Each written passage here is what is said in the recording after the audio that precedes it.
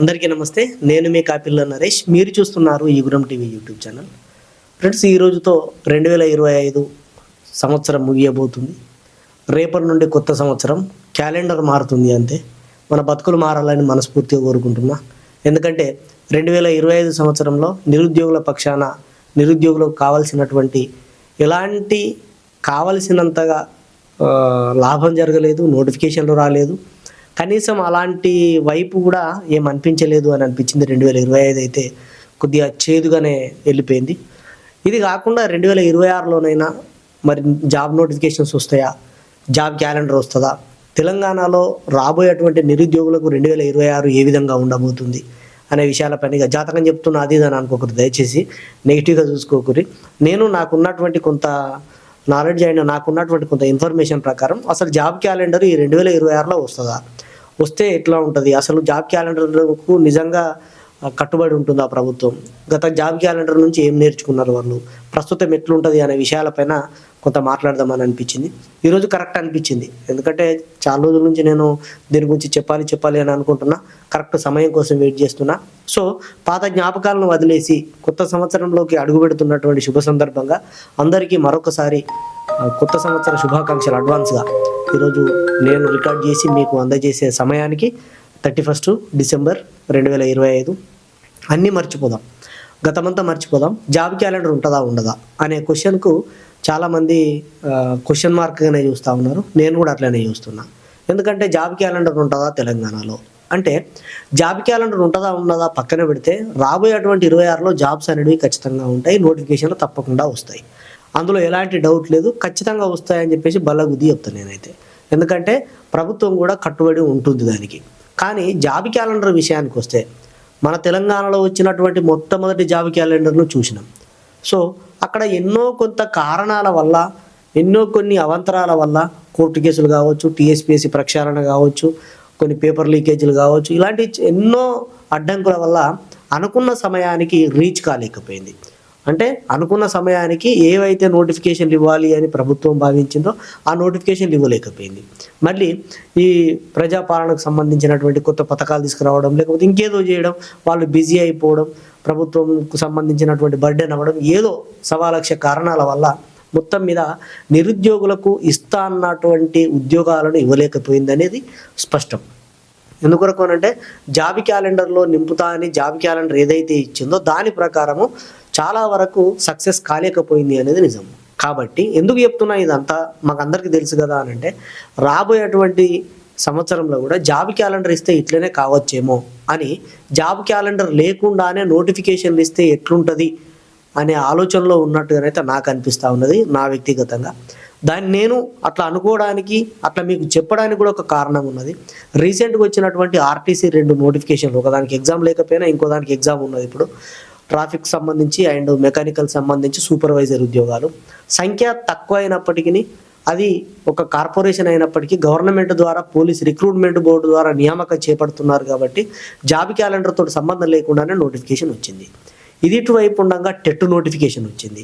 ఇదిలా ఉండగా సింగరేణికి సంబంధించినటువంటి 1-2 నోటిఫికేషన్లు, ఒకటి ఇంటర్నల్, ఇంకొకటి మెడికల్కి సంబంధించి అందులో ఉండేటువంటి డాక్టర్లకు సంబంధించి ఒక నోటిఫికేషన్ అనేది వచ్చింది. అంటే ప్రభుత్వం జాబ్ క్యాలెండర్ గురించి కాకుండా ఎక్కడైతే రిక్వైర్మెంట్ ఉందో అక్కడ రిక్రూట్ చేస్తూ వెళ్ళడానికి ప్రాధాన్యతనిస్తున్నట్టుగానైతే తెలుస్తూ ఉన్నది. సో ఇదొక్కటి.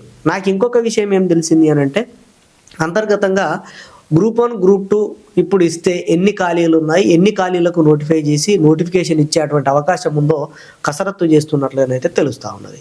సో రాబోయేటువంటి 26లో గ్రూప్ 1, గ్రూప్ 2 ఎక్స్పెక్ట్ చేయొచ్చు అనేది కొంతమంది నిపుణులు చెప్తున్నటువంటి మాట. కాబట్టి 2026లో మంచి నోటిఫికేషన్లు వచ్చేటువంటి అవకాశం ఉన్నది. ఇప్పుడు ఏదైతే డిఎస్సి అండ్ పోలీస్ రిక్రూట్మెంట్, కేజీబీవీలలో ఉండేటువంటి తాత్కాలికమైనప్పటికీ, తక్కువ జీతమైనప్పటికీ కేజీబీవీ ఉద్యోగాలు, గురుకుల ఉద్యోగాలు 2026లో ఎక్స్పెక్ట్ చేయవచ్చు. కాబట్టి ఇప్పటి నుంచి ఏవైతే మనము రావు అని అనుకుంటున్నామో 26లో తప్పకుండా వస్తాయి. కానీ జాబ్ క్యాలెండర్ లాగా కాకుండా ఎప్పుడైతే ఏదైతే రిక్వైర్ ఉంటుందో దాన్ని బట్టి రిక్రూట్మెంట్ చేసేటువంటి అవకాశాలకే ప్రాధాన్యతనిస్తున్నారు. పోలీస్ రిక్రూట్మెంట్ బోర్డు నుంచి 17,000 ఖాళీలను ఆల్రెడీ సిద్ధంగా ఉన్నది. గురుకులాలలో మొన్న ఏవైతే బ్యాక్లాగ్లు పడిపోయినాయో ఆ ఖాళీలు కలుపుకొని ఇంకొక 2,000 ఎక్స్ట్రా ఖాళీలు కలుపుకొని 4,000 చిల్లర ఖాళీలు ఉన్నట్టుగానైతే గురుకుల బోర్డు వాళ్ళు అన్నారు. అయితే వాటిని అవుట్ సోర్సింగ్కి ఇద్దామా లేదంటే ఈ గెస్ట్ ఫ్యాకల్టీగా నియమించుకుందామా అనే తర్జన భర్జనలో మొన్న 2 సార్లు చర్చలు జరిగితే వాటిని పక్కన పెట్టారు.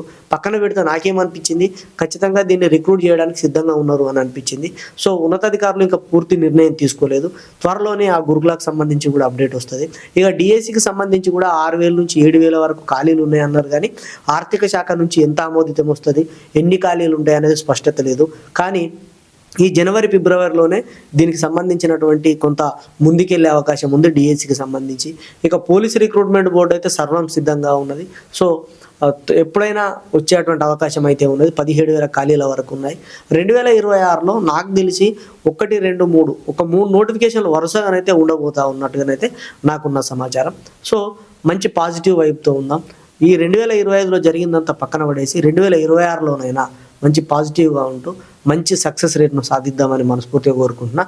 ఇక్కడ నేను మీకు ఈ వీడియో ద్వారా చెప్పాల్సినటువంటి అంశం, చెప్పదలుచుకున్నది ఒకటే, జాబ్ క్యాలెండర్ అనేది వచ్చినా రాకున్నా జాబ్స్ మాత్రం వస్తాయి అనేది వాస్తవం. తెలంగాణలో ఇప్పుడు రాబోయేటువంటి దాంట్లో జాబ్ క్యాలెండర్ నమ్ముకొని పోతే గతంలో ఉన్నటువంటి జాబ్ క్యాలెండర్ లాగానే అవుతుందేమో అనే ఒక సందిగ్ధంలో ప్రభుత్వం జాబ్ క్యాలెండర్ తోటి సంబంధం లేకుండానే రిక్రూట్ చేసేటువంటి అవకాశాలే ఎక్కువగా ఉన్నాయి. కాబట్టి కొత్త సంవత్సరం కొత్త విధంగా కొత్త ప్లాన్ చేసుకొని మీరు ఈ క్యాలెండర్ను మార్చినట్టుగానే మీ ప్లాన్ కూడా మార్చుకొని ఈ వైపుకు అడుగులు వేస్తారని, రాబోయేటువంటి నోటిఫికేషన్లు గ్రూప్ 1 ఉంటుంది, గ్రూప్ 2 ఉంటుంది, అండ్ ఎస్ఐ కానిస్టేబుల్కి సంబంధించి, గురుకుల అండ్ డిఎస్సికి సంబంధించి ఇలా ఒక 7-8 రకాలైనటువంటి ఉద్యోగాలలో 2 లేదా 3 ఖచ్చితంగా ఇమ్మీడియట్గా వేసే అవకాశాలు అయితే కనిపిస్తూ ఉన్నాయి. డిఎస్సి, పోలీస్ కానిస్టేబుల్ ఇట్లాంటివి అయితే సిద్ధంగా ఉన్నట్టుగానైతే తెలుస్తూ ఉన్నది. సో చూద్దాం, మరి ప్రభుత్వం నుంచి ఏమైనా స్పష్టత వస్తుందేమో, ప్రభుత్వం ఏదైనా వేదికలపైన కానీ ప్రభుత్వ అధికారులు ఎక్కడి నుండైనా కానీ మనకు ఏమైనా తెలియజేస్తారేమో. అంతర్గతంగా జరుగుతున్నటువంటి కార్యాచరణ ఇదంతా. వాటికి అనుగుణంగా మనం చదువుకుంటూ జాబులు ఇప్పుడే వస్తే, నేను ఇప్పుడే పరీక్ష రాస్తే నేను ఖచ్చితంగా జాబ్ కొడతా అన్న కాన్ఫిడెన్స్తో మనం ఉండాలి. కాబట్టి అది ఎప్పుడు వచ్చినా ఆ సమయానికి రాసుకునేటువంటి విధంగా మనం ప్రిపేర్ కావాలి. నా సోదర మిత్రులందరికీ నేను చెప్పేది ఒకటే, గట్టిగా ప్రయత్నం చేస్తే ఖచ్చితంగా జాబ్ వస్తుంది. ఒక టర్మ్ మీకు మీ చేతులలో ఉంది. మొన్నటి వరకు ప్రిపేర్ అవ్వరు, ఇప్పటి వరకు ప్రిపేర్ అవుతారు, ఇంకా స్పీడప్ చేయండి, సీరియస్గా ప్రిపేర్ అవ్వండి. ఈ ఒక్కసారికి మాత్రం ఖచ్చితంగా అన్ని నోటిఫికేషన్లు వచ్చేటువంటి అవకాశం ఉన్నది. తర్వాతది ఎట్లుంటుందో తెలియదు. ఈ నోటిఫికేషన్లు అయిపోయిన తర్వాతది కానీ ఈ నోటిఫికేషన్లు వచ్చేటువంటి అవకాశం ఉన్నాయి. మళ్ళొక్క టర్మ్లో మనము గత ప్రభుత్వం ఉన్నప్పుడు దిగిపోతుంది అనే సమయంలో ఎట్లయితే వరుసగా అన్ని నోటిఫికేషన్లు వచ్చినాయో ఇప్పుడు కూడా అదే తరుణంలో వచ్చేటువంటి అవకాశాలు అయితే కనిపిస్తూ ఉన్నాయి. ఒకదాని అంటే అంత స్పీడ్గా 1 మంత్లోనే 2-3 కాకుండా 2 నెలలకు 1, 3 నెలలకు 1, దీన్ని మర్చిపోకుండా ఉండేందుకు ఇట్లా ఒకటి ఎప్పుడు అప్లికేషన్లు నడుస్తూనే, ఎప్పుడు ఏదో ఒక పరీక్ష జరుగుతూనే ఉన్నట్టుగా ఒక పరీక్షకు ఒక పరీక్ష గడువిస్తూ నోటిఫికేషన్ ఇవ్వడానికి సిద్ధమవుతున్నట్టుగానైతే తెలుస్తూ ఉన్నది.